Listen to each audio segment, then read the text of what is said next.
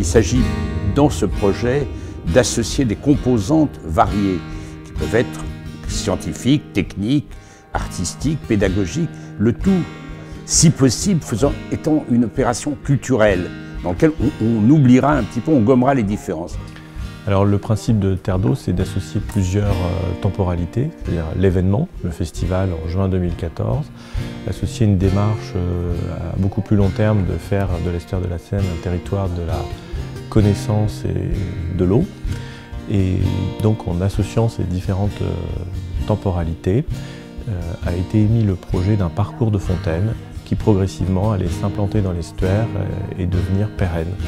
On pourrait imaginer une porte supplémentaire, un volet, au-dessus du sol, et on contrôle l'ouverture pour générer une onde vitale. Alors, il y a déjà parmi les gens qui sont ici des couples qui ont déjà travaillé ensemble, qui ont déjà fait des réalisations, donc on a une expérience, même si on cherche à des expériences nouvelles, on a quand même, on a des bases, on a des choses par derrière qui effectivement témoignent de la possibilité et de l'intérêt de faire ces créations mixtes, jumelées, dans lesquelles il y a véritablement un dialogue permanent entre le scientifique et l'artiste. Ce n'est pas l'artiste qui prend un projet, va élaborer par ailleurs au scientifique, c'est véritablement une complicité d'équipes qui travaillent.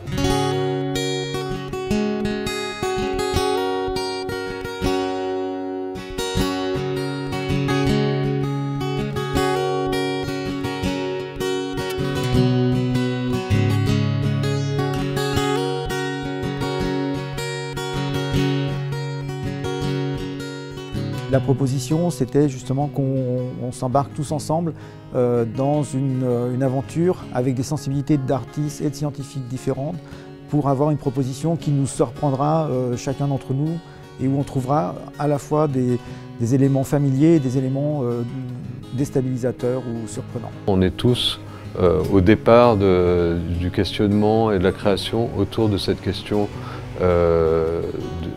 d'installation autour de l'eau, de fontaines. On fait de la co-conception d'œuvres d'art avec un fond scientifique et ça a été des échanges incessants entre les uns et les autres. On a laissé libre cours à notre imagination les uns les autres et on a pu imaginer comme ça beaucoup de choses possibles à faire en commun. On se stimule mutuellement les uns les autres. On a passé 3 jours à discuter non-stop et à partager du savoir, des connaissances et à créer comme ça encore plus de savoir. Il en ressort un bouillonnement d'idées avec des projets nombreux, certains complètement mégalos et qui sont intéressants ne serait-ce que parce qu'on a osé avoir ces projets. On a chacun nos disciplines, nos spécialités, nos compétences.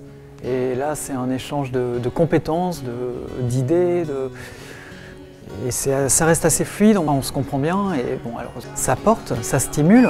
Ici, c'était juste le cadre idéal parce qu'il y a un côté territoire, eau et science qui conjugue exactement tout ce qui m'intéresse dans ma démarche, en fait. C'est une façon de, à la fois, du coup, travailler l'eau comme matériau, mais en même temps comme un vecteur de maillage et d'échange dans le territoire.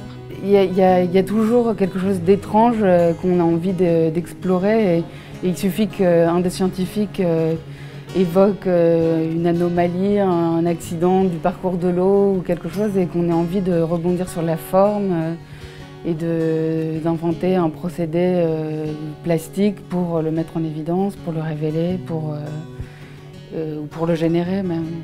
Pour moi, toutes les idées sont possibles. Ce que j'essaye, moi, c'est justement d'effacer les barrières, mais que ce soit en sciences, entre les disciplines, et que ce soit avec le travail, avec des artistes. Et les barrières, elles sont seulement dans nos têtes, et elles sont seulement dans des barrières de langage. C'est-à-dire que la science peut paraître hermétique parce qu'on se trompe entre la science et le langage qui porte la science. Et dès qu'on partage les idées et on ne passe pas au niveau langage, au niveau même jargon, l'extrême du langage, à ce moment-là, tout est partageable. Et là, ça a fonctionné de façon super entre tout le monde. Il n'était pas facile de dire qui était artiste, qui était scientifique.